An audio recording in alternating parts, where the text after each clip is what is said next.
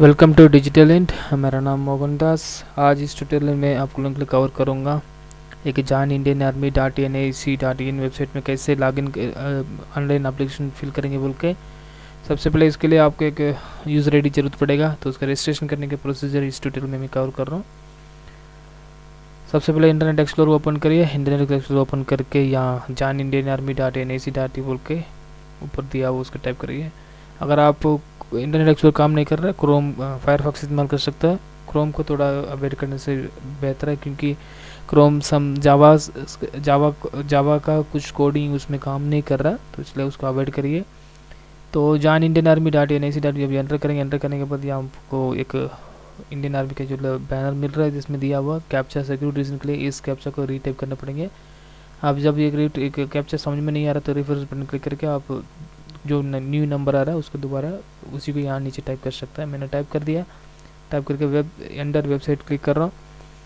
Enter website click करने के बाद आप मेन वेबसाइट में अंदर आ गए। इसमें सारे इन्फॉर्मेशन जो इन्फॉर्मेशन आप देख सकते हैं। सबसे पहले हम रजिस्ट्रेशन कर रहे हैं, तो इस स्क्रॉल बटन को नीचे स्क्रॉल करिए। स्क्रॉल करने से यहाँ दिखेगा JCOS ओवर एनरोलमेंट। अगर आप JCOS ओवर रैंक में जाना चाहता है तो आप यहाँ JCOS over apply and login button click कर सकते हैं। अगर ऑफिसर ग्रेड लेवल पे जाना चाहते हो तो ऑफिसर सिलेक्शन जो ये उसी पर officer entry apply login button को क्लिक करना पड़ेंगे।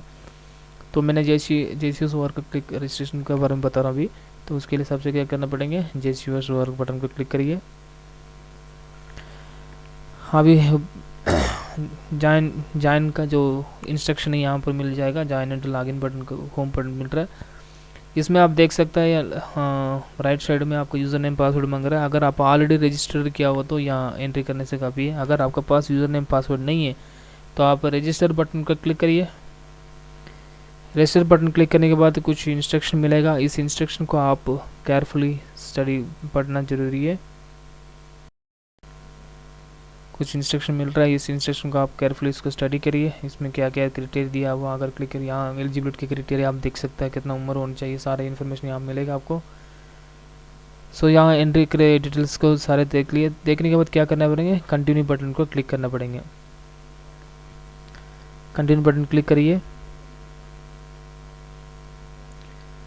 जब अगर सारे इंस्ट्रक्शन पढ़ने के बाद आप कंटिन्यू बटन क्लिक करने के बाद आपको एक फॉर्म मिलेगा। उस फॉर्म में सारे इन्फॉर्मेशन आप भरना पड़ेंगे।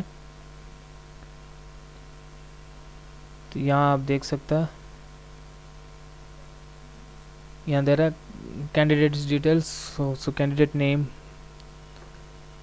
टेस्ट कन्नन में डाल रहा हूँ, Kannan. Mother name test Kannan. उसके बाद डेट ऑफ बर्थ मांग रहा है। डेट ऑफ बर्थ यहाँ से आप सेलेक्ट करिए।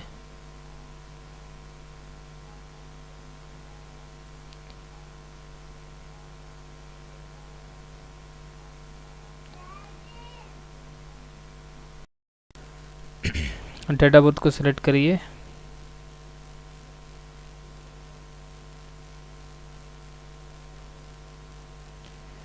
डेट ऑफ बर्थ को सिलेक्ट करने के बाद नेक्स्ट आप सेलेक्ट करने पड़ेंगे जेंडर। सो मेल सेलेक्ट कर दिया। स्टेटस भी आपका अनमेरिड होना चाहिए।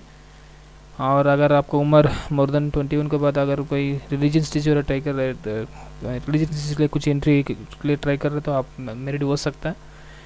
नॉर्मल सोल्जर जीडी के लिए आप अनमेरिड होना चाहिए। तो हाइट आपको क्या हाइट है इसको आप सेलेक्ट करना पड़ेंगे। तो मेरे हाइट 173 है, सो मैंने 173 सेलेक्ट कर दिया। उसके बाद आप देखना पड़ेगा, क्योंकि ये जो हाइट भी आपको जो एलिजिबिलिटी क्राइटेरिया देखा जाएगा। अगर आप किसी को जो स्टेट वाइज से जो हाइट का मेजरमेंट दिया हुआ उसके हिसाब से आप फिल करना पड़ेंगे। उसके बाद आप एजुकेशन क्वालिफिकेशन यहाँ टाइप करने पड़ेंगे 10+2 और अपीयरिंग। सो पास हो तो पास क्लिक कर सकता है, अगर अपीयरिंग है तो अपीयरिंग क्लिक करने पड़ेंगे। उसके बाद मेट्रिकुलेशन का जो डेटा है तो अब क्या जो CBSE अगर स्टेट बोर्ड हो तो स्टेट बोर्ड सेलेक्ट करना पड़ेंगे। मेरे स्टेट बोर्ड सेलेक्ट कर दिया। कौन सा स्टेट है वो भी आप सेलेक्ट करना पड़ेंगे। उसके लिए मैं तमिलनाडु सेलेक्ट किया। और मेट्रिकुलेशन सर्टिफिकेट का जो यहाँ पर मेट्रिकुलेशन सर्टिफिकेट नंबर रुका है, यहाँ जो अगर कोई भी आप जो मेट्रिकुलेशन रजिस्ट्रेशन जो सर्टिफिकेट की जो नंबर रहती है उस नंबर को यहाँ टाइप करना पड़ता है। तो मैंने नंबर टाइप कर रहा हूँ। आर यू रीमस्टरिंग कैंडिडेट, तो मैं नो कर रहा हूँ यहाँ। नेक्स्ट यहाँ हम देख सकते हैं कॉन्टैक्ट डिटेल्स में मेरा मोबाइल नंबर मांग रहा है, तो यहाँ मेरा मोबाइल नंबर दे रहा हूँ।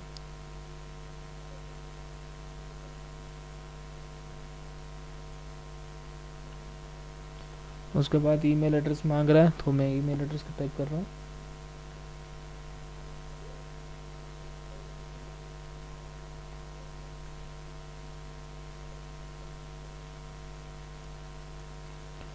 उसके बाद आधार कार्ड नंबर मांग रहा है। अभी फ़िलहाल मेरे पास आधार कार्ड नंबर नहीं है, अगर आपके पास आधार कार्ड नंबर है तो आपको पक्का उसका एंट्री करिए। उसके बाद स्टेट मांग रहा है, तो स्टेट आप लिखिए तमिलनाडु, मेरा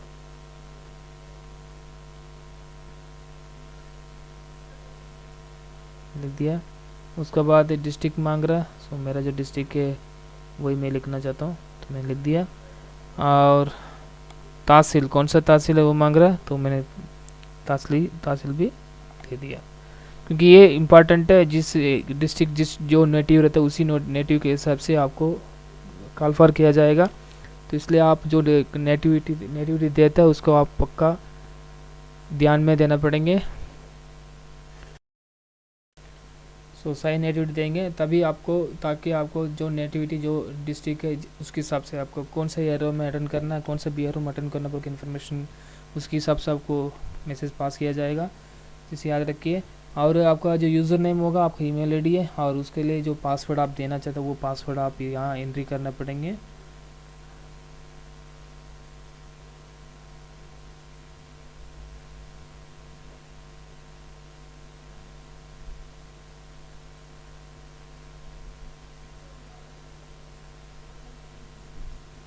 सो मैं पासवर्ड एंट्री कर रहा हूँ।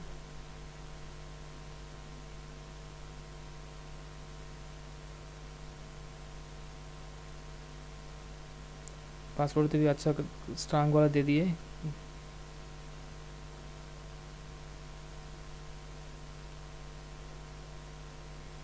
उसके बाद अगेन यहाँ कैप्चा मांग रहा है, तो उस कैप्चा का यहाँ एंट्री करिए। एंट्री करके अभी आप जब सेव बटन क्लिक करेंगे उसके नेक्स्ट प्रोसेस में पूछ रहा है, अगर रिमेंबर करना है तो मैं सिंपली इसको क्लोज कर रहा हूँ, मैं रिमेंबर नहीं करना चाहता हूँ। नेक्स्ट पेज में यहाँ पर आ गया, आप देख सकते हैं सारे इन्फॉर्मेशन यहाँ दे रहा है, सेव हो चुका।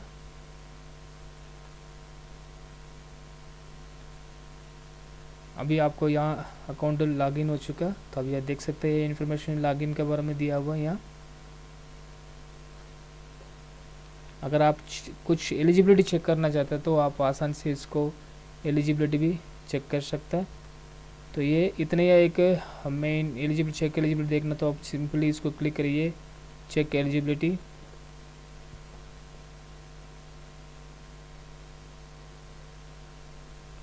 अब मेरा एलिजिबिलिटी चेक हो रहा है। अगर आप एलिजिबिलिटी तो बता देगा, आप एलिजिबिलिटी आप अटेंड कर सकते हैं, क्योंकि एज को क्लैरिफिकेशन करेगा, एज चेक करेगा, प्लस उसके बाद मेरा हाइट को चेक करेगा, मेरे एजुकेशन के बारे में चेक करेगा। अगर सारे मेरे एजुकेशन वगैरह सारा सही होने से एलिजिबल बारे में बता देगा। तो ये एलिजिबिलिटी है, तो इसलिए आप कुछ नहीं बोल रही है। So only male candidate are eligible, तो इतना ही ये रजिस्ट्रेशन करने का प्रोसीजर है। यहाँ दे दिया मेरे को यू आर नॉट एलिजिबल बोल के दिया, यहाँ दे दिया। यहाँ क्या उम्र का प्रॉब्लम हो सकता है, तो इसका वजह से वो नॉट एलिजिबल आया। तो इसके हिसाब से आप एक लॉगिन करने का, रजिस्ट्रेशन करने का प्रोसीजर इतना ही है। मैं अगले लेसन पे कवर करूँगा, तो सारे जानकारी इसके बारे में क्या क्या इन्फॉर्मेशन आप इसमें देख सकते हैं और इसमें क्या आपको मिलेगा बोल के सब कुछ इन्फॉर्मेशन आपको दे दूँगा। नेक्स्ट ट्यूटोरियल में आप पक्का जान के विजिट करिए। भूलना नहीं है आपका सब्सक्रिप्शन मेरा इम्पॉर्टेंट मोटिवेशन है, तो आप डेफिनेटली सब्सक्रिप्शन करिए। Thank you. मैं अभी लॉग आउट कर लेता हूँ।